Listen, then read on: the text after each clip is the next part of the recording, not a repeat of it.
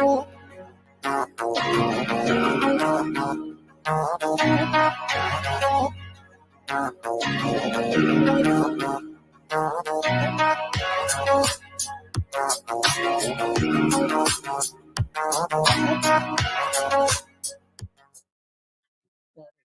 love our opening I music. do too. I love that we get to dance. This is the most exercise. No, I'm just, that would be so pathetic. Hi, everybody. Welcome to If These Walls Could Talk. I'm Wendy Stuart. And I'm Tym Moss. And we are so happy to have you all here with us today. Yes. Tim, how has your week been? My week was unusually slow, believe it or not. What? I mean, I think the biggest thing was I went to the urologist. Oh my God. Honey, that was the most action I've seen in a while, too. How did that work out for you there? Everything was it was great. Yeah, everything's fine. Right. Everything's where it should be. Streaming along. Okay, but I know something very cool that happened to you this week. What was that? What would you do I don't without me to remember. remind you? What would you do? Tim met a very famous person crossing the George Washington Bridge. No, that's a huge story. No, actually, we didn't meet each other. I was just saying we just passed each other. But that happened. Right, but it was just, it's such a New York, it's one of those only in New York moments, because I have a show this Saturday where it's going to be Broadway. I'm rehearsing a bunch of Broadway songs, and I was doing this medley, and I walk over the George Washington Bridge and back. That's my exercise. And while I'm doing that, I exercise, or I vocalize and sing and rehearse my numbers. And I have, the tracks on my headphones. And I was just hitting like the top, the final note of Some Enchanted Evening, I think. Oh, I love it. And never let him go. And I'm holding this note, and this jogger comes by, and I'm like, oh my God, that's Lin-Manuel Miranda. And he looks at me as I'm holding this note, and he smiles and I smile, and we just kind of nod. And that was about it. But it was just such one of those quick, only shit like that happens in New York City. You know what I mean? So, but it was love that. And I've lived in Washington Heights for 40 years. And he lives in Washington Heights, and that was the first time we had encountered each other in 40 years. But that's the thing about New York. You never know when you're going to run into somebody like that at any time. And I just happened to be holding, this Broadway note as Mr. Broadway goes running by. If anybody has any thoughts about that, like, in the universe, what all that means, right? Mm-hmm. That it probably has some meaning to it. Well, and you have a show this weekend too. I've got to promote our show. Right. We're all about promotion, but I can't promote anything till I get my earrings on. Well, I will promote Pangea. Yes, Pangea. That's where we broadcast from every week. We are at the fabulous Pangea, 179. Well, it's between 11th and 12th on 2nd Avenue in the East Village. Incredible food. They have supported the arts. They have a cabaret room in the back. I've performed there. She's performed there. Our guest, I think, has performed there, but I've seen him there. She's performed there. I am performing there this week with Icavelli's 50 Shades of Gay, featuring myself, Kobe Cole, and Jackie the beautiful Jackie. Normally I'm with 50 Shades, but I have another show in the Bronx. Right. And that their show is going to be here at Pangea at 9:30. We are at 9:30, and Tim would be in both places if he could, but you know what they say, you can't dance at both weddings with one tuchus. That's what they say. You never heard that one.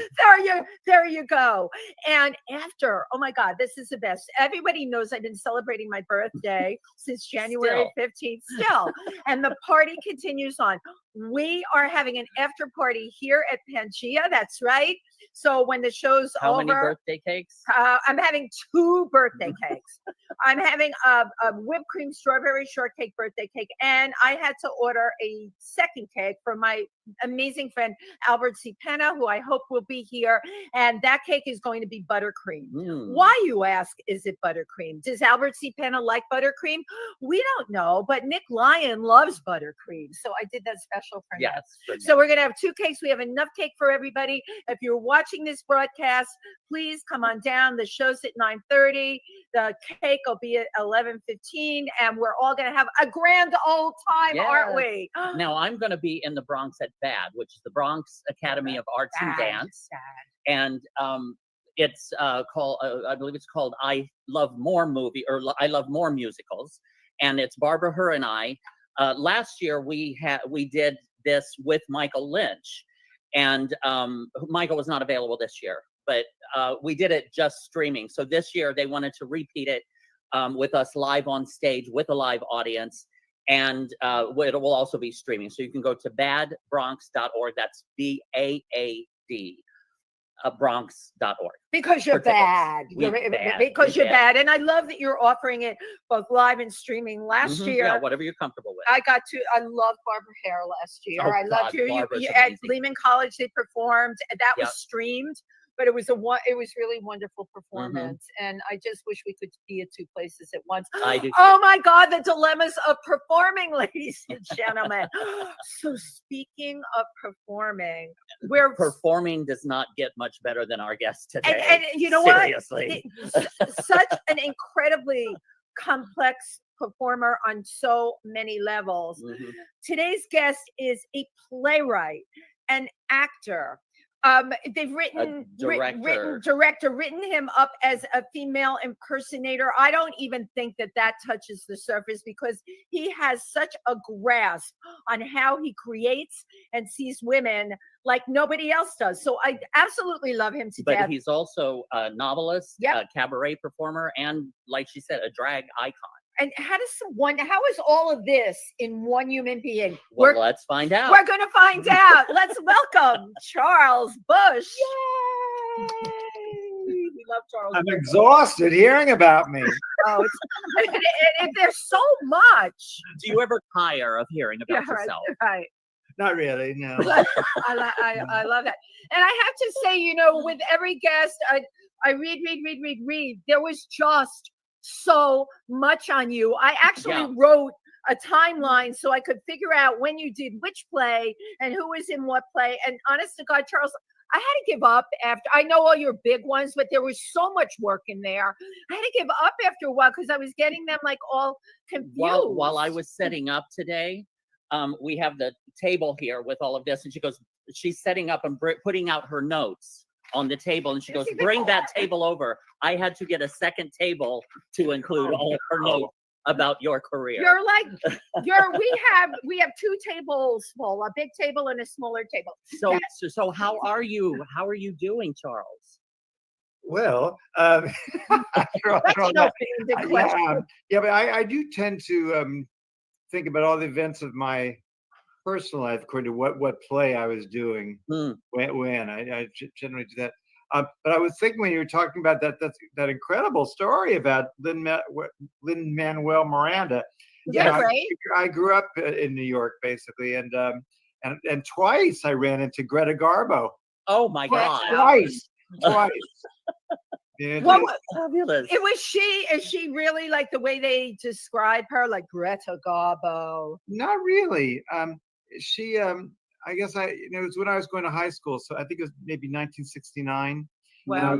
I was one time it was near up near Hunter College. I was walking around there, and then another time I was near where we lived in Murray Hill, and I was coming home from school, I think, and it was about I think it was around 37th Street and Fifth Avenue, and I see Garbo coming towards me, and I was so into classic film as an very young child, so I recognized her, and she was still incredibly beautiful in this very kind of sort of butch Scandinavian lesbian way. Love it.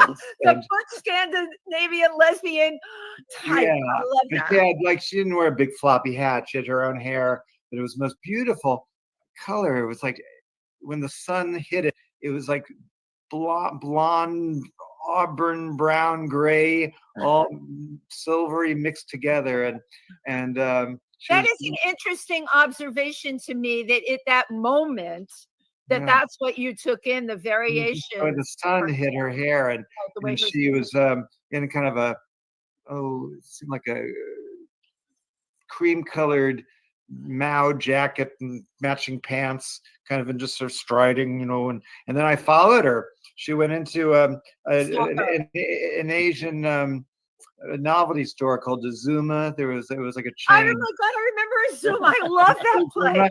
And I followed her into Azuma, and nobody was in the store, and so she and it was very nerve-wracking for me because I knew that she was very sensitive to being observed and would, bolt. So I had to pretend like I wasn't staring at her. And at one point we were on both sides of a table with Indian print bedspreads. That's what they used to sell there, right? Flipping through the spread and looking up, trying to look at her, and then our eyes met, and so I kind of took one of the bedspreads, kind of looked at her like, what do you, Oh. she kind of, I read into that she was actually saying, well, they're 2 for 1, so if one has to go to Queen, you should get the second one. So I read that into her eyebrow. Greta Garbo, you had an eye for a bargain. That absolutely made my day. I would have never figured that. I was sure that's what she was indicating by that kind of. Absolutely. But, Yeah. let me 2 see for 1, you get one, extra one. So now, yeah. Charles, you were, early. I think so much about your early childhood really interested me because you lost your mom at a very young age, 7 years old, and as we're close in age. As a kid, and I'm sure for you too, I used to have these nightmares about what will happen if I lose my mother. It's way different when you're a little kid than when you're older and you have coping skills. So there you were in 7 years of age. Were you this creative kid then? What was Charles like at 7? Or how did you process? How did you cope with that? Yeah. Well, I was a very creative kid. I'm kind of like, basically I was totally me at 3. I just, yeah. And in a way, it's funny, I hadn't really thought about this until you mentioned just now. It's just that I think maybe because I spent so much time in my own imagination and drawing and even writing a bit, I guess, or just lost in my own, just fantasy world. And I think in a way, maybe that was helpful in dealing with such terrible loss. I was kind of, what's the word, self-possessed. I mean, I just, yeah. You were into your own head and your own thing, and in a way, that's a wonderful thing to have because you can during such trauma. Yeah, you can take that creative energy and really channel it. And I think also I feel like at a very early age, I became so divided into being able to be both in any situation, and it's true to this day. I'm both participant and observer at the same time. Yeah, I mean, when anything awful happens to me or even wonderful happens to me, I'm always kind of immediately kind of assessing the situation and what's going to happen. It's troubling at times. I sometimes feel like I lack the ability of being genuinely exhilarated by good news. When I have a play open, and on the occasions when we've gotten just a rave review and it's so thrilling and everybody's jumping up and down and all that, I'm thrilled and everything, but I'm kind of thinking, oh, well, what does this really mean? Will this really help the box office? And oh boy, I'm gonna have to really step it up because I'm gonna have to do this 8 times a week and have the energy. Wow. Right. I'm already thinking about that, and I wish I wasn't that way. I wish I wasn't. Yeah, it's difficult for you to be in the present of exhilaration or I think I feel like I was that way though, so young. I think even with my mother's death, in a way, I think already I was like, so what happens to us now? That kind of feeling. So you're this creative kid. You're growing up in Ardsley, Westchester, which I told you my cousins were all there, and my family's buried in Ferncliff. It's a very pretty very suburban place. You were definitely out of the box at a very young age. So what were you experiencing that time in terms of school? I mean, did teachers get you? Did your other classmates get you?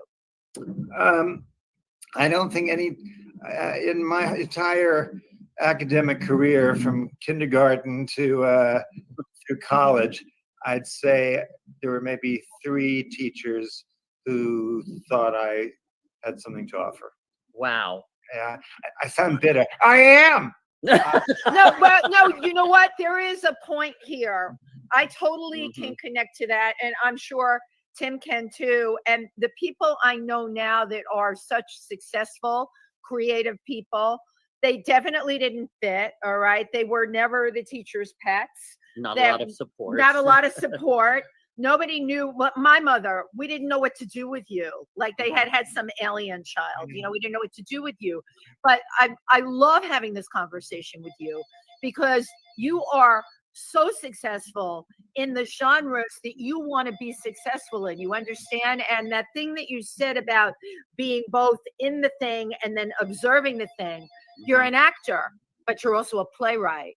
That is, and producer. And producer. That's very telling. That's really telling because right. I mean, I think if I was only an actor, I think maybe I would be more in the moment. But as a writer, I'm creating the world around me. Yeah, and I think in a way, it's interesting. I because one of the things I love about being an actor playwright, and there aren't that many of us around. No, it's just that it's so wonderful to have this experience of creating this world, and for that 2 hours, everyone is behaving exactly as you wish.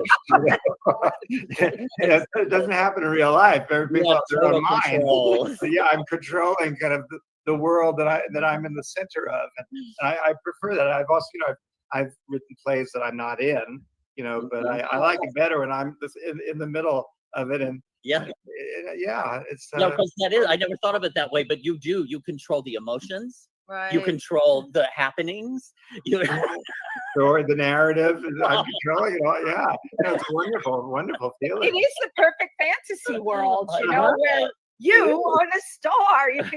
You can do it all. It really is, and everybody's behaving very well. But now, when it came to support, now when did you move into your Aunt Lilith's? Aunt Lillian, Aunt Lillian, I'm sorry, yes. I like Lilith, though. That's very glad. I love that you change the story. Universe. Maybe I should make her Aunt Lilith. Lilith. Well, I was always, thing is, my mother was quite fragile, and she died at the age of 41, and I think and my aunt was her oldest sister, and she was, Aunt Lillian, I think, was about 13 years older than my mother. So she was always trying to make life easier for my mother, and so I'm the youngest I have two older sisters, and so I think from a very early age, I was spending so many weekends in New York City with my aunt, just to kind of make things easier. And then my aunt and I had just this incredible connection, and I think she it was this mutual fascination. It was kind of like if Auntie Mame and Patrick, if young Patrick was just as flamboyant as Auntie Mame. We were kind of two Auntie Mames together, so we found each other fascinating. That's what I mean, and having her to kind of nurture that part of you. Yeah, so I think it's funny. It's easy for me in the past to think, it'd be sort of one-sided, but how fortunate I was to have this lady who found me so intriguing. But on the other side of it, I'm thinking it must have been how wonderful it must have been for her to have this little boy who saw things in such an original way, and I think she was so taken with my creativity, and basically anything I did was genius, and in a way her protege, right? And her protege. It's interesting how she engineered you at the time, because what was fascinating to me, school wasn't going great for you, and they wanted you to repeat the grade, which is, I'm a mom. That is devastating for a kid. That is like, not only was the kid ostracized in the year they were supposed to be at, now it's going to be double. You get left back. And there was Aunt Lil. She jumped in. She tutored you. and she made sure that you passed everything, no Yeah, matter yeah. how. And it was hard for you to do that. Yeah, and I really wasn't scholastic. I could focus. I had incredible concentration on the things that interested me. Right. Reading about, theater history or whatever. But actual school work didn't really interest me. And I wasn't. I guess as a gay kid, I mean, there was a certain amount of bullying, a bit, but not like some of the other kids. I think there was something a bit aloof about me, and I think you're bullied even more. I think if bullies sense in you a need to be included, a need to be part of things, and I was a bit of a cool customer, and so I don't know. Maybe does it make sense, or maybe I'm just Absolutely. Oh, we all know Absolutely. cool and aloof works. It's certainly been. I didn't really care. I found them all rather dreary, so I never particularly wanted to be a part of the group, and then I was always spending every weekend from a very young age in New York City, and my aunt was sending me to, before I ever moved in with her, she was sending me to acting class on Saturdays in New York City, and so my friends really were my New York friends on the weekends. That's who those were my great friends, and including Andy Halliday, who I'm still friends with, who's in some of my plays. We met at theater camp when we were 14. I love that. 14. But that's who my friends were. So I was always kind of protected that way. I wasn't this person who was at the mercy of this suburban school. But then but I was doing so bad, as you said. I was doing so badly, and then when my aunt learned that I was going to be left back, she really stepped in, and I moved in with her ostensibly just for that summer, going before 9th grade, to see if I could go to pass classes in summer school. And then I was so kind of freaked out that she had to figure out a way of me to stay in New York City and not have to go back to Westchester, and somehow I got into the High School of Music and Art as an art major because I draw well. And by the way, I applied the same year you did. I didn't get in. Art as it was. All these years, I have to tell you that I didn't get in. Were you as in music? Was that you were singing? I did art, and this is so awful. I was so I was a kid from the Bronx and so not together. I went and traced drawings from books. I know, I'm horrifying everybody. I did. Honey, you do what you gotta do because to get you know by. what? I didn't really have a portfolio, and Right. and of course I didn't get in. I did get into art and design. My mother didn't want me riding the train there, and I ended up in Walton High School across the street from where I grew up, which was absolutely horrible life school. I think my school, maybe 15 kids went on to college. Can you imagine? I know. Wow. Charles is laughing. That's funny. I made him funny. But Yeah. The music and art, did you start to thrive when you got I in would there? imagine. Yeah. Yeah, it was just good for me to. Yeah, music and art in 1968 was just the hippie school of all time. And I remember one time, my aunt just was so fascinated. Every day I'd get home from school and she'd say, "Well, what happened today?" And I'd say, "Oh, well, today was it was fuck school day." And so it just it was like very bohemian hippie school, and there was no gym class. I mean, it was heaven. Yeah. It's so different from the suburban school that I'd gone to. That was exactly. more conservative. And again, going from that environment to just total creative supports and encouragement, that would be amazing. And all kids. I was also a bit freaked out too, though. I'd never really been on the subway alone, and music and art was in kind of a scary neighborhood. By City College, where. College, yeah. And then we were warned, don't go down this street. Right. Don't go. So I mean, there was a lot to adjust to, but ultimately it was just fantastic.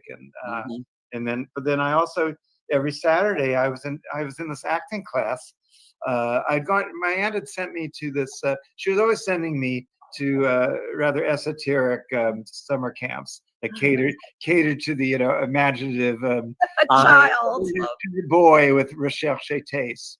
And so like I went a couple summers to. I think I sort of imagined it, and basically I think she would tell me that she'd be doing some volunteer work somewhere, or taking her French class or whatever, and talk to some other woman who also had a sensitive little boy with special taste and sophistication, and where are you sending your boy to camp? Oh well, so they would all talk about where their boys would go. So like I went to this one summer camp in North Carolina that was all designed on Grecian themes.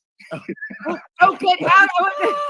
I mean, it was fabulous. I went there a couple summers. Then it was a series of showbiz camps, and finally the one I went to was called Beginner Showcase in New Hampshire, and that's where I met Andy and the very flamboyant Cuban director of the camp, artistic director, taught acting classes in the city during the winter. That's a whole group of us from that summer camp who lived in the New York, the tri-state area. We would take classes, and I did that for several years, and that's really where my social life was with absolutely. And the thing that I love, now this is kind of fast forwarding a little bit, but in so many of your shows, like you were mentioning Andy, that you still will have Andy perform with you, and you're very loyal to your friends. Like a lot of times you have the same actor, they're the same people involved in the projects as you go along, and I just love that. I think that's so cool. Tim is very much, we both are, but Tim always covers the people that he loves and works with, and in this industry it's really important to do that, but you also learn trust with your actors. I don't know, I don't really think of it as loyalty as much as just they're all very good, Right. And I just really love writing roles for very interesting, quirky, but very talented people. Right. And I just think it's really important to surround yourself with talented people. Absolutely. Because sometimes it's a problem with, when young people today ask me, Wendy and Tim, when they ask me, just for advice or something, and they think it's all about, you have to know somebody famous to make it. And I said, well, I think it's also important really to cultivate talented people, your peers, and who are struggling like you are, but just hook on to the talented people. Yeah. So and so like and sometimes you don't really know, like Julie Halston. I love Julie Halston. They said when I first met Julie, though, she was terrible. She'll tell you she was terrible. She was working on Wall Street as a corporate librarian for a very fancy investment firm, and just with vague notions of being a performance artist, as she'd say. And but then we were doing. I was going to be doing this little skit in the East Village that I called Vampire Lesbians of Sodom, and no woman I knew would do this with me, in this bar on Avenue C. And the last one on my list was that blonde girl that I met once who works on Wall Street. And I was kind of hoping she'd say no, and she said yes. But then it turned out that she just had such a wonderful big personality that that I started changing the lines around to suit her and to put in actually just phrases that she would use in life. And then she got the confidence to to be herself, and then then became this very skilled actress. But back to me. I love about Julie. She's doing fine. No, we don't have to talk about her. Right. Yes, but I like working. I really love writing for specific people. Well, that was what I was that was the next question that I had, was because when you're writing, you have specific people in mind, like, oh my God, I could see them saying this or doing this. Yeah, it's fun. Really, particularly in the past 10 years or more. It's really always been that case. Is I actually I figure out what part do I want to play, and is it a movie genre? Is it like, oh, I want to be Barbara Stanwyck in a mother love melodrama or something? And then I write a list of people that I adore hanging out with who are very talented. And I then thought, okay, well, how do I fit Jennifer into this story? Well, she could be. And what about Christopher? Oh, he could be so and so. And so then and I kind of evolved the narrative around Wow. The characters. The characters. And, I love that. Yeah, and so it's fun. No problems, no backstage drama. Yeah. Right from the start, I adore them all.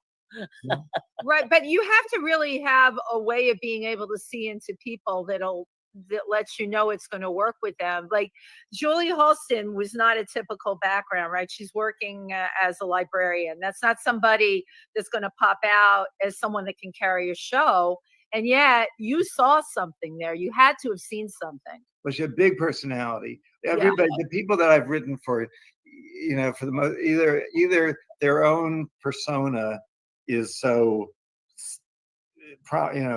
set that it's kind of like, well, Julie, okay, she could be sort of an Eve Arden, John Blondell sidekick, or they're just like Jennifer Van Dyke, who I've worked with a lot, is just such a highly skilled actress, classical actress, that she could do it. But even there, it's like in the last few years, I had always had men in drag, play female characters in my plays, but really had never done the reverse and had women play male parts. But then since I've been working with Jennifer, who has a kind of a Katharine Hepburn quality to her, that I started writing roles where she could play their trouser roles, as they used to call them. The woman who wears the pants. Yes, and and at one point, I think the first one I wrote for her was first male role was in a little play we did at Theater for the New City. I think it was a biblical epic, Judith of Bethulia, and she was the young poet, adventurer, and she wasn't quite sure exactly how I saw it, and I think the instinct was sort of play it kind of butch, and I said, no, it's I want you to just imagine you're a great stage actress of the 20s who's playing Romeo, but she's still a great actress that we see, so you don't have to really can be convincingly a guy. It's a romantic version of a woman playing a young poet. And so I've written a lot of those parts for her, and it's kind of fun. I'm really enjoying the other side of having women play male roles. Well, now, backing up, you mentioned Vampire Lesbians of Sodom. Let's go back, because that was kind of the beginning, or when you really stepped onto the scene. That was the big break, right? Right. After many years, I really paid my dues. I spent about 10 years in vaudeville, basically, from when I graduated Northwestern in '76, and then my big break was in '85. So that's like nine years. Yeah. And I was I just knew that I was such an odd type, and there was no Torch Song Trilogy or Wait for You, or Angels in America, or any of these plays that had were so groundbreaking and had roles for an androgynous young man, but none of those had been written yet. And I thought that I'm not there's not going to be any career for me if I'm just trying to be a journeyman actor. And then when I saw people like Charles Ludlam and writer performers, I thought, well, since I always wrote, why not just write a role for myself? And that is all the things that make me unemployable will be an asset. You worked with Charles Ludlam, right? Just a bit, just a little bit. What was that like? Well, I was a great fan of his. I I saw him at a very young age. I thought he was just fascinating, and he was just brilliant. And I didn't really. My fantasy wasn't really to work with him or even to be friends with him. I I really just wanted him to think I was talented. That basically was it. Yeah. And when I came back to New York in '78, because after I graduated, I spent 2 years in Chicago trying to figure out how am I going to be a drag playwright. I mean, it's like it's the obvious thing of step one, step two, step three. But it took me a while. But then I became a solo performer. I started because I thought, well, I don't know anybody, and to get a play put on is very difficult. Yeah. But if I do a solo show, I can perform at the duplex or something. So I started out that way, just not in drag, but just creating these solo plays where I played all the characters, male and female, in a narrative, and do the dialogue back and forth in some cases. And I was also influenced by a wonderful, brilliant performer named Jeff Weiss, who is a great downtown artist, a solo performer. Anyway, I was able to get Charles Ludlam to see me to do my act one night at the duplex, I guess. Or yeah, it might have been the duplex, or maybe it was. Oh no, I think it was actually a place called Scene One on Hudson Street. Anyway, he had his own theater on Sheridan Square, and he was very generous and said I should do my shows, midnight shows, on weekends at his theater after his performance, and so I did that for a few weeks. I was totally unknown. Nobody really showed up. Why would they? At midnight. I wasn't reviewed or anything, but it was just nice to be in the same place for a couple of weeks. And then the recognition. One question I have is when did the gender bending, the drag, when did that appear in your life? Well, in stages, because first, when I was in Chicago, right after graduation, I started writing movie pastiche pieces that I performed in. There was a new wave sort of club called La Mer Vipère in Chicago, and I was able to get them to let me, do some shows there at 7:00 before the guests came in. It's midnight. Yeah. So I started a little theater company in Chicago, and that with just kind of all the wrong people. But it was the mirror opposite of what ended up being my experience later on. But I started this little theater group, and I wrote a play for us that was a homage of women's pictures from the 30s called Myrtle Pope, the story of a woman possessed. And I played Myrtle Pope. Yeah, and so we booked this little play, but it was short. It was like under an hour.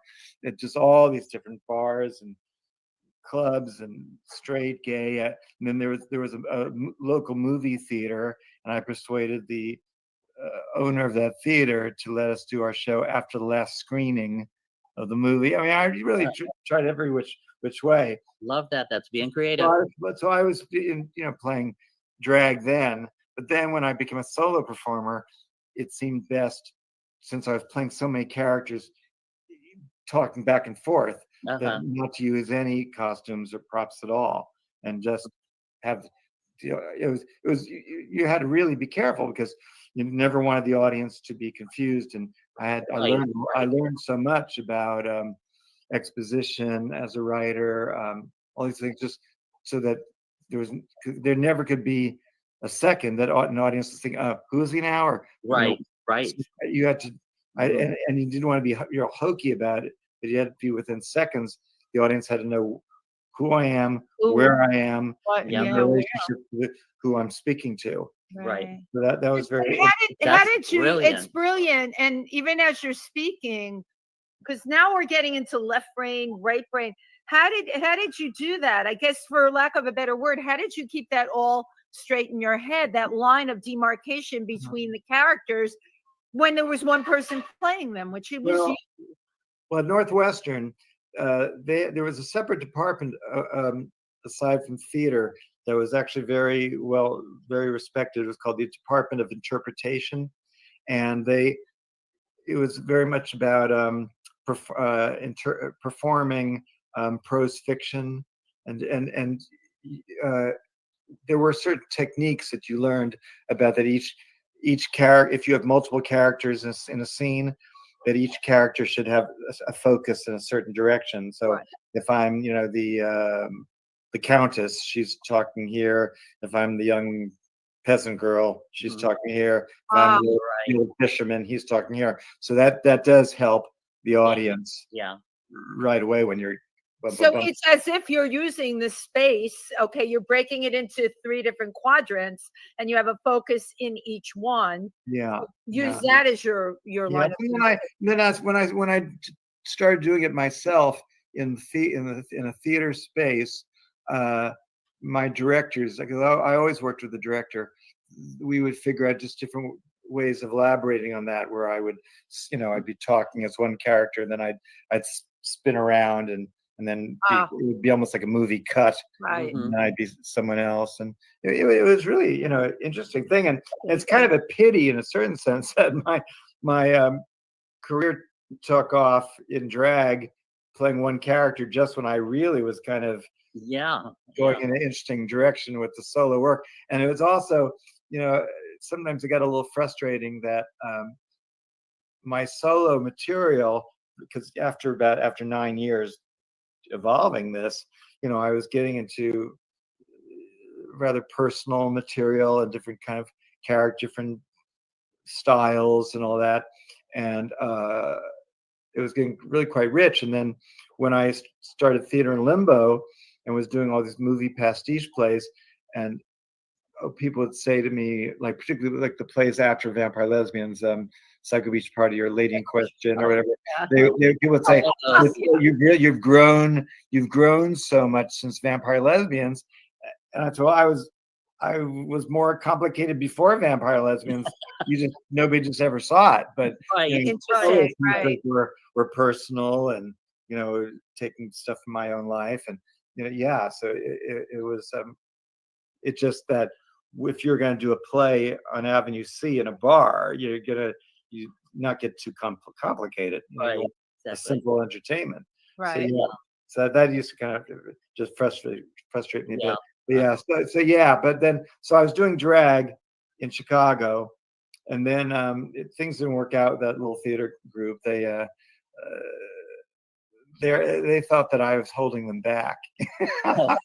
That's how I was. Well, I sort of saw their point. The fact was that I liked being the star. It was my idea to have the theater company, and I was good. The idea was that I was going to be the female lead in these plays that I wrote, and they all seemed to like the idea until I was the only one getting a laugh. No, I mean, thank you for go over well. Thank you for putting that out there. It was your idea.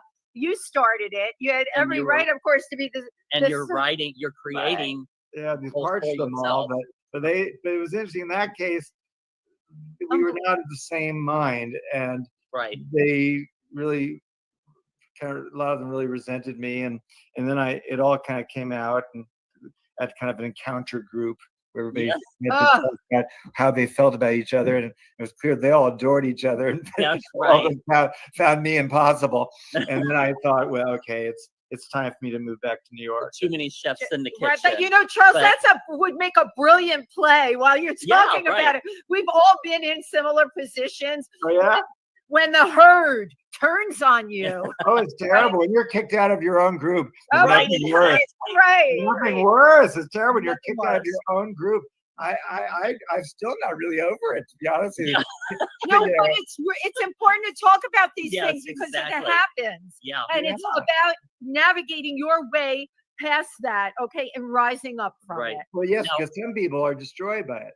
Mm-hmm. Some people think like, oh, well, I feel betrayed. I feel this or that. Right. And will withdraw or even leave the profession. No, I was very defiant. I was Scarlett O'Hara.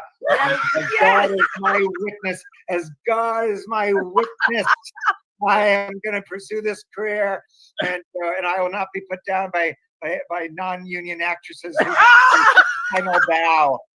They're not gonna tell me what to do.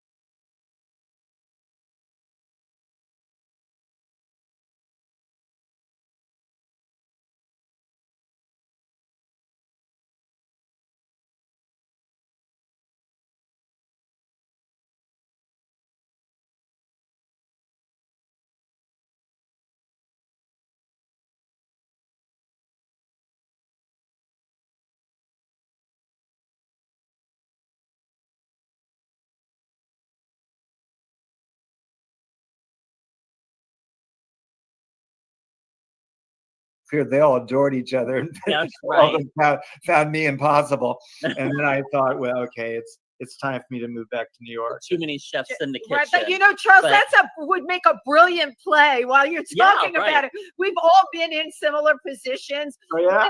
When the herd turns on you. Oh, it's terrible when you're kicked out of your own group. Oh, right, Nothing worse. Right. Nothing worse. It's terrible when you're Nothing kicked out of worse. your own group. I'm still not really over it, to be honest with you. Yeah. No, You but know, it's important to talk about these Yes, things because it exactly. happens. Yeah. And it's about navigating your way past that, okay, and rising up from Right. it. well, yes, No. because some people are destroyed by it. Hmm. Some Yeah. people think like, oh, well, I feel betrayed. I feel this or that. Right. And then- will withdraw or even leave Withdraw. the profession. No, I was very completely. defiant.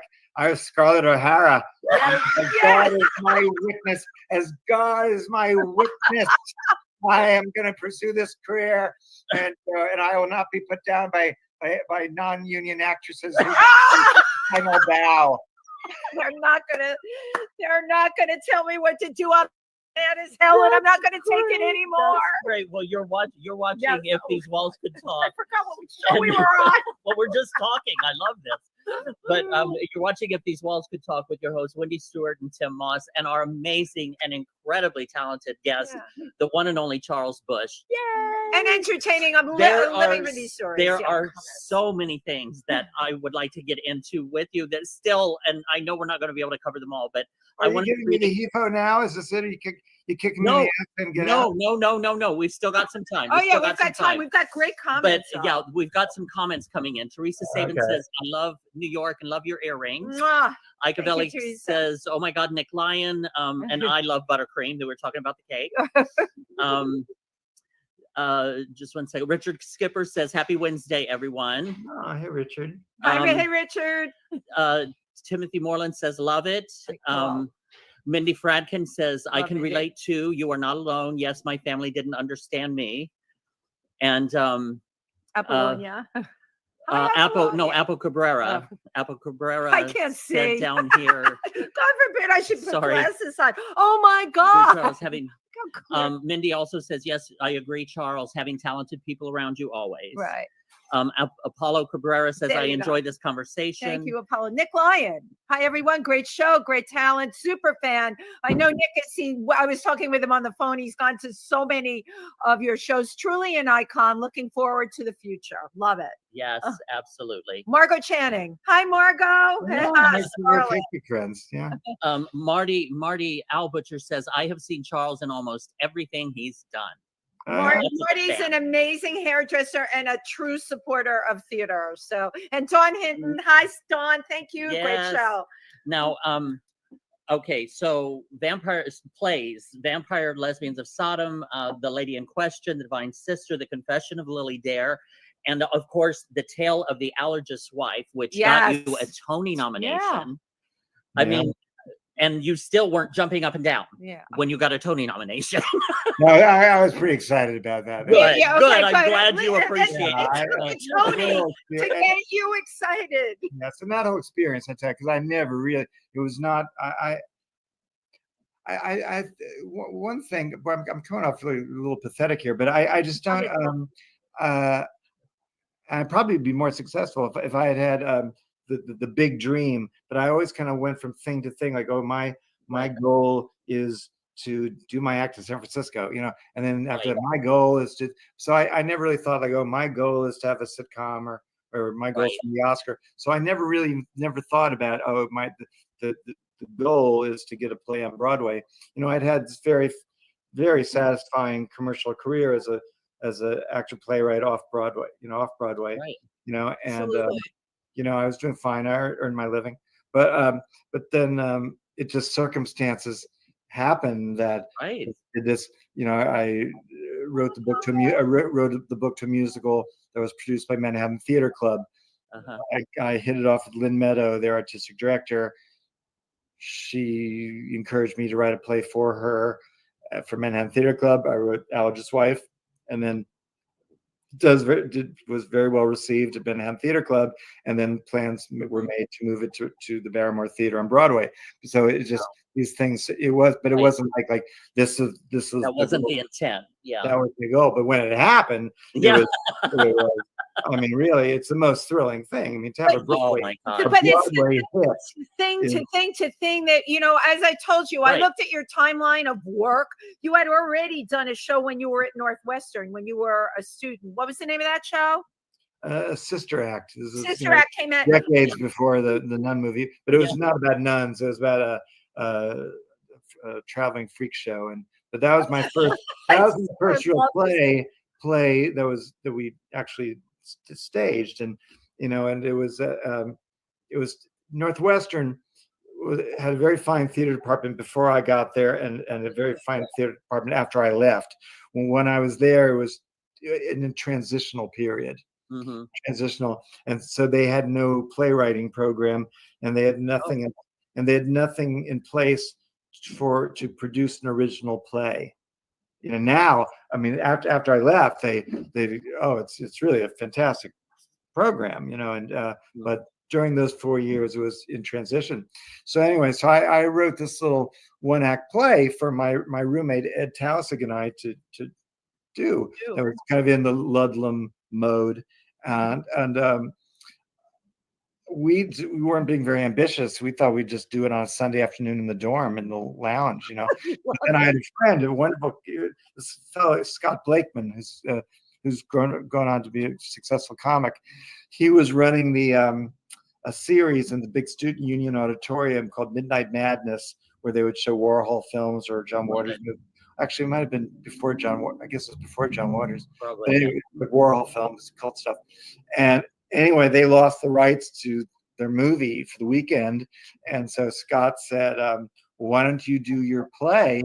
And we got a show for you. We'll give you the $250 rental fee, and you can be actually in the student auditorium. Oh, great. So we had this $250. We had wigs, and and we did the play, and then it was kind of funny. It was just that some journalism student interviewed Ed and I, and he didn't seem to be asking any questions, so I just kept throwing him all this information, trying to make the show sound good. And then the day of the show, on the front page of the Daily Northwestern, was a big photo of Ed and I in drag, and the headline was "Degeneracy Reigns at Midnight Madness." And it was added. Thank you. But I thought, what's are all these like jocks gonna come in and boo and I don't disrupt the thing? It sounds so lurid. And we were so packed, sold out. Love it. But as soon as the curtain opened, and there Ed and I were in drag, and we were playing Siamese twins, so we were strapped together. There's huge, but you could tell immediately if it was derisive or supportive, and it was really a magical experience. I'd never performed in drag. I mean, I wasn't very good, and I wasn't very good before, in trying. One of the reasons I guess I never got a part in a school play was I think I was trying to imitate what a normal person would act like, like I was an alien trying to act like a human, and I was just kind of stiff and self-conscious, and suddenly playing a female character unleashed in me a confidence and an authority that I never had before. And in a way, I really do think, I mean, I'm glad there are no videos back then, because I wouldn't like to see it, but it seems to me, and from what the feedback I got, that the basic me that I've been ever since on stage was sort of there, and I knew at that moment, really, I thought, this is who I am. Right. This is what I must be. And what you are and what you have become. Like, I want to move on also to the films. Oh my God, Die Mommy Die. Oh, Die Mommy Die. Oh my God. I remember when I watched that. Well, you did Die Mommy Die and Psycho Beach Party. Yeah. Love it. There's always a madness element. Somebody goes nuts, which I love. And I want to know where that comes from. Yeah. But Die Mommy Die, when I first saw that, I had heard nothing about it. I knew nothing about it. That was my favorite movie of the year when I saw it. I just, love it. I'm very proud of it. loved it. And it was kind of a lost film for a while because it's never been available for streaming, and I think the only copies you can buy of the DVD are on eBay or something. But anyway, so there was a whole problem for years of trying to figure out who actually owned the movie, and the distribution arm doesn't exist anymore. So it was very frustrating, but it's all been solved. And so great. The movie's going to be restored and released by Wolf Video. Excellent. Well, you also had Jason Priestley as the beloved Natasha Lyonne, love interest. my daughter. Yes, and your Angela Arden is just one of my all-time screen favorites. And you actually you won Best Performance Award at the Sundance Film Festival for that. My God, Sundance. That was amazing. I think it's the only acting award I've actually won, and I wasn't there. I was doing a play. Of course not. Of course you weren't there. Shanghai Moon, and I was able to go.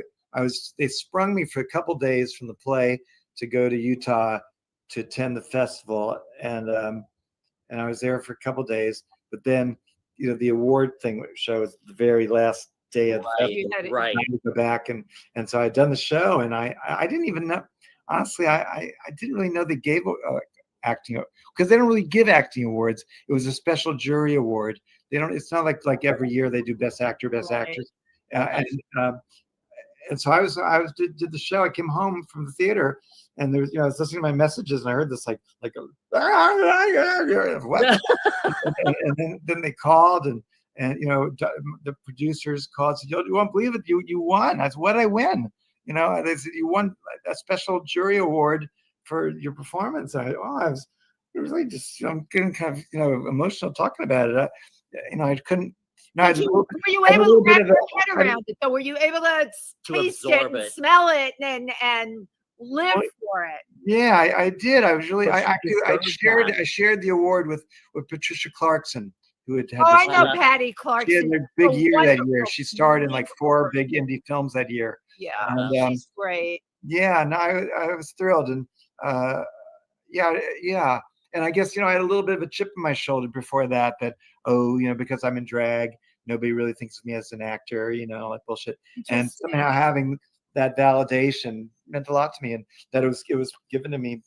The head of the jury that year was Tilda Swinton and Steve Buscemi. Wow. Who I really respect as actors. And Get to out. have them, give me this award. I mean, wow. I mean, well, very well deserved. Absolutely. It's one of my favorite things I've ever done. I loved making that movie. I loved every second of it. I was just going to say that because it looked like every frame of that you were just having a ball. Yes, actually, that's a case where I have to say it goes against my usual sour pickle demeanor. I every second of every day making that movie, I just was almost hyperventilating with joy. Charles, hearing everything that you've done, and my God, what a body of work. What about a Charles Busch retrospective? Like a festival where I'm sitting here thinking, because you know what? It's a decade here, a decade there. Let's take and put it all together. It's so many people love you. Everyone who knew you were coming on this show today. What about doing a retrospective like that? Well, I've only made a couple movies, so it'd be a short retrospective. It's like everything. It's who you are, and then the talking in between, and all of that. You are such a creative. Maybe even a few readings. Yeah, readings and all. This is going through my head right now. I'm in. It's a really great idea. Because you are a New York City. Right. Again, I know this word is thrown around a lot, but legendary. Yeah. In this field, and you deserve that. You really deserve to be celebrated, and recognized for your body of work. Well, I have to say, I do have a Drama Desk award for yes. my contribution to the American theater. Oh, And I have received some acknowledgement, yeah. But no, that would be but I've got a lot of things coming up. I finally finished my my memoirs. Yes, Yes, I was going to ask good. about that. We're in the middle of finding the right publisher for that, and I have this new movie that we made during the pandemic called The Sixth Reel, that I co-wrote and co-directed with my longtime colleague Carl Andrus, and that I act in with Julie Halston, and in this incredible cast of almost everybody in the movie is either won a Tony or been nominated for a Tony, and they all were available because It's they a were pandemic. pandemic. They were all on Broadway shows and they were free. So, It's a beautiful thing. That's how this show started. That's the taken. pandemic. That's making lemonade. I exploit a pandemic when I can. No, I know. We feel the same. Yeah, and so that's going to be released in. It's been on the festival circuit, but now it's going to be released, I think, in June commercially. Oh, great. I'm really excited Have about to that. keep us posted on that too. Now, once again, you're watching If These Walls Could Talk with your hosts, Wendy Stuart and Tym Moss, and our amazing guest, Charles Busch. Oh, we're having so much fun Now, today. I'm having a ball. I'm having really fun. I still got a few things. We got more questions. Few things I want to touch on real quick. I'm really having fun today. Television and film. The documentary, The Lady in Question is Charles Busch. Yeah. Tell us about that. Well, do you remember there was a wonderful, it went on for like 20 years, a PBS gay LGBT magazine show called In the Life. Yes. I know the name. I never saw it. There was a wonderful show. It was really, I think, 20 years. And the two of the producers of that, John Catania and Charles Ignacio, became friends of mine, and they I had done a number of things for In the Life. I'd hosted an episode and done different things, and they really wanted to branch out and do a full-length documentary feature about someone, and they thought I'd be a good person. So it went on for, oh my God, for about 4 years. These guys were trailing me, and it was thrilling and really obnoxious at the same time. At the same time. It's like, and during that time I had open heart surgery, and they wanted to be in the room. I said, no, no. It just, they were just. But it's art. It's art. All the Really. you take a shower and you open the thing. Oh my God! Get out of here. Look at the star. That's quite intrusive. Yes, quite intrusive. Now you get a colonoscopy and you look behind it. Really? Get out of here. No. It was terrible. But now that's a close up. Yeah. But you cannot be here.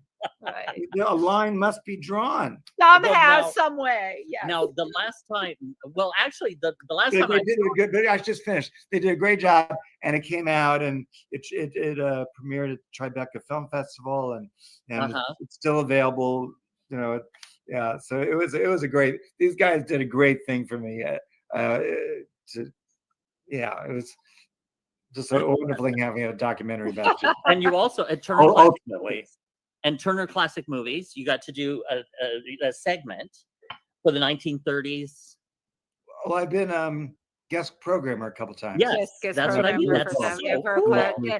And who better? Yeah, you have such an affinity. Even your women and your plays. What did they say? That it's a duality of elegance and vulgarity. Okay. Well, I always loved. I love ladies in movies where it's the the tough tootsie who's now elevated and she's or the great lady who drops the mask and is and somebody who wasn't afraid to bitch slap somebody. Right. Yeah, I think almost Carl Andrus, my director, always laughs at invariably in my movies, my plays. There's a certain moment where Lady Sylvia or Gertrude Garnet or the various ladies I play sit down and have said, let me tell you a little story. Yeah. A little bit revealing that they've been a carny dancer, or I love not that who they seem story. to be, you know, or the great concert pianist. She's actually had been a honky tonk pianist, you know, in vaudeville. I seem to always be the self-made woman. Yeah, The right, I the love it. self-made Tootsie. yeah, I like that. Now, also the last time that I interviewed you, I went to your home, your incredible home, which It was on TV. yes, that's just what I was going to say. On Yeah. Home Tours, Home the Tours. most beautiful homes in New York City, you were featured, and you have got just such an amazing, glorious home. I know. I wish I could show you a little bit here. Maybe I can. Yeah, I hope you don't throw up from nausea here. You know, Oh my God, we're getting a home tour. I love this. We've never done this on this show before. Oh, look at this. What is that? In the background. My sitting room. There's yes, with the sofa here and the Got it. yeah, and there's portrait on the wall that a wonderful painter Don Bacardi did of me in my first. Oh yeah, there's the paint. Oh, good. Wow. Youth. and yes, it's a duplex. You have upstairs and downstairs. It's Yeah. absolutely. I love the gorgeous. lamp. Hold on. Let's go back to the lamp. That is super pretty. That lamp over Above your there. head. Yeah, the one right above your head behind you. Yeah. There we go. The moving around a little bit here. See, and I have lovely windows overlooking Abingdon Square and Yes, down in the village. in the Bohemian Quarter. Yeah. Uh-huh. Anyway, so. Oh, but okay. yes, I mean, how was that having your home featured in on television? Apartment therapy. It's called apartment therapy. Yeah, apartment. Well, what was interesting was just that they had first done a photo layout of the joint a few months ago, and they got such a great response from that. Then they asked me if they could come and do a virtual tour. Fabulous, right? And I was a little worried that it would seem like, I don't know if you remember in the 70s when Mary Pickford was given her honorary Oscar and the cameras came into Pickfair, and then and there she was kind of all, you know. Thank you. Oh no, is that what it's gonna be like with me? But, They are. it's a nice piece, except that the night when it came out, and I posted about it on Facebook and everything. That night I had this horrible nightmare that I was robbed. Oh my God! Wow. But, you know, I have my dreams are so simplistic that really, like, a 10-year-old child could totally interpret, because my dreams are always basically whatever happened to me during that day or whatever I've watched on television before I turned. They're in your subconscious at night. You felt like an invasion of your home. Right. Oh, like, you know, I remember when I was in therapy, my shrink, he loved dream analysis. And so one day I said, well, I had this wild dream last night, you know, that there was this really handsome cop, and, you know, and he was sort of coming on to me, and the therapist got all wet-lipped, and he went up to get his big book on Freudian symbols. And while he was getting the book off the shelf, I thought, oh no. Just before I went to sleep, I was watching that rerun of The Nanny where she was hit on by the good-looking cop. Oh my God! And you became the nanny in the. I didn't want to disappoint my shrink by telling him. He was so excited. I kept that to myself. He was so excited. You know. What did it mean? Yeah, really. I wanted to ask. So what did he say it meant with the cop? And he came up with something really good, but I just didn't have the heart to disappoint him. Yeah, right. You didn't want to burst his bubble. Oh God, I love it. Well, again, I'm very simple. In some ways, I'm very simple. I would say you're anything but simple, anything darling. but simple. I'm a very direct kind of person. I'm not. I'm not mercurial or. Yeah, no, it's funny. I'm a really pretty direct kind of person who just, you know, I sit down every morning and write for 6 hours and right for a mere 6 hours. Get the work done, and you know, I'm never late with a deadline. And I think some ways because I was such a failure in school when I couldn't keep up really, that in my professional life, I can. Right. And Yeah. Yeah, so you're so I've compensated. never missed a deadline ever. You know, Right. if we're in rehearsal and we need a rewrite, I don't go to bed until I've done my homework, and the next morning the pages are given to the cast right there. I'm very professional, you know, and I never cause trouble. I'm not. No drama with you, huh? No, Just on the no, stage. no. But I do wonder if something that is a bit of a reaction to the fact that when those years that I couldn't keep up, and you know that now in this when it matters, you know, I like being even in projects where I'm not necessarily, you know, like in a position of power. Let's say, you know, if I was involved in it when I've been involved in like a musical where I'm writing the book, I'm just part of the team. I try to be the one who's the most dependable, you know. Yeah. Right. Yeah. Well, for what it's worth, I think you are just one of the most remarkable human beings. And Yes, I would give you a very high award if I had one to give you. So you can down to that. Okay, and you've obviously proven, and the reason I started out talking about how you grew up, because that's what hit me the most about you, you know, hands down. Your evolution. Right, you're but creative genius, and how many kids that are out there, and I want everybody to watch these shows, okay, because they're archived on my YouTube channel. I want kids that are struggling because there's other Charles Bushes out there, and some of them do have an Auntie Lil, and how most don't. Right. We're very, very lucky to have somebody. But they can watch this and really get not only an inspiration, but just see, you know, not everything is this great success. You fall back, you have your pitfalls, you can be attacked, you get up, you dust yourself off, and God damn it, you write 6 hours a day, hands down, no writer's block for you, no excuses, complete accountability to yourself, to your cast, and to the work you're doing. 100% Charles Busch. Thank you, Wendy. I appreciate that.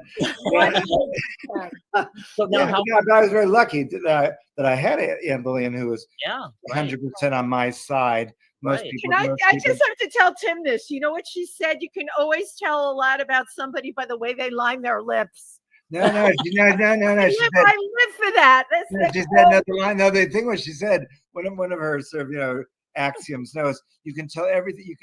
You can tell everything you need to know about a woman by how she puts on her lipstick. That was it. Oh my God. It's very true. But you know what? That is 100% true. And because, you know, I've seen, because I remember, you know, I've often shared the dressing room with I'm usually in the girls' dressing room. It's just because that's where, you know, I got so many costumes that's just better. It's easier for everybody if I'm in the girls' room, and often if I'm doing a play with Julie, you know, we just want to be together, you know.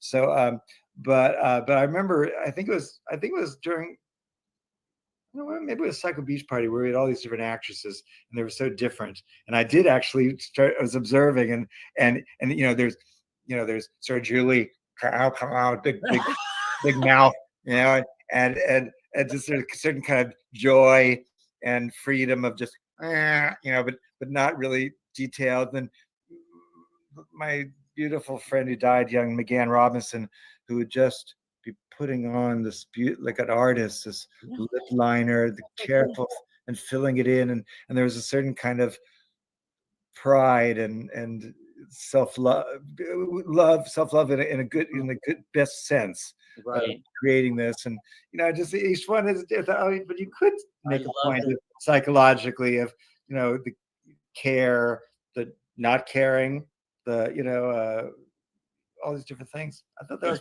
pretty astute. Yeah.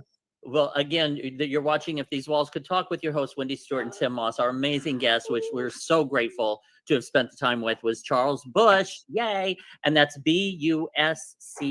Now, tell people how they can find out more about Charles Busch. Well, I have a wonderful website. Oh my God, my website's like, but it's so extensive. It's like trying to find the source of the Nile. You never get to the end of it, ever. And actually, it's charlesbusch.com, and it was created by by my friend Kathy Carr, who's done my wigs for my entire career as well. So she does wigs, webs, and she also sometimes, is a carpenter and fixes like a broken hinge on a closet door, So she's a wonderful one She's to have totally around. functional, this And woman. I love have her. to tell you, I love following you on Facebook because you will just write these narratives sometimes, and you'll talk about your sister Margaret, or you'll talk about Aunt Lil, or something. And I feel like I know these people because you're so descriptive, and your narratives are like watching a movie, and they're just like things that you experience that happen to hit you that day, and you draw upon, and it's so wonderful. And you can picture it because of the way he writes. Well, it's been very helpful because I've been working for years on this this memoir, and these Facebook posts have been good. That sometimes I'll try out story, and if it gets a good response, I maybe I'll put that in the book. Or I'll take something I wrote that day for the book and see if this is really how this works. So it fed that way. But then also I think that I for some reason, it's just part of the way my head works, that I've just always have seen almost every experience as a narrative. I can kind of turn any moment into a story. I love it. And I don't think not everybody does that, I guess. Absolutely.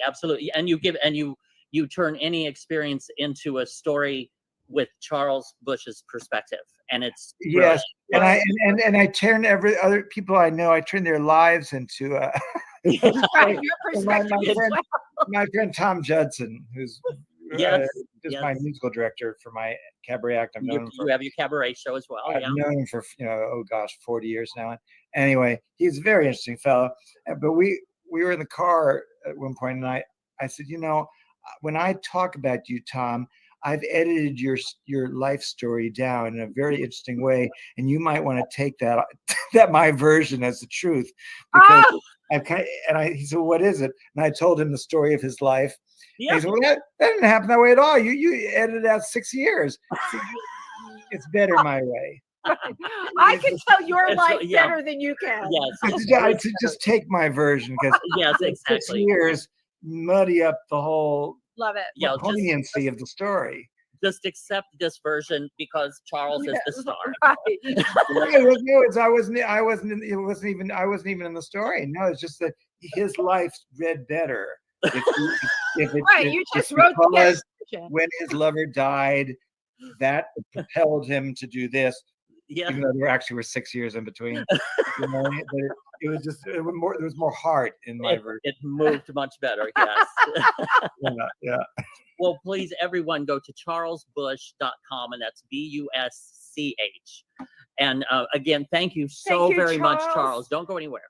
But thank you so much. We so appreciated your taking some time and sharing part of your life and your history and career. And philosophy, perspective, and it's all good. Thank you. All right, Bye, everybody.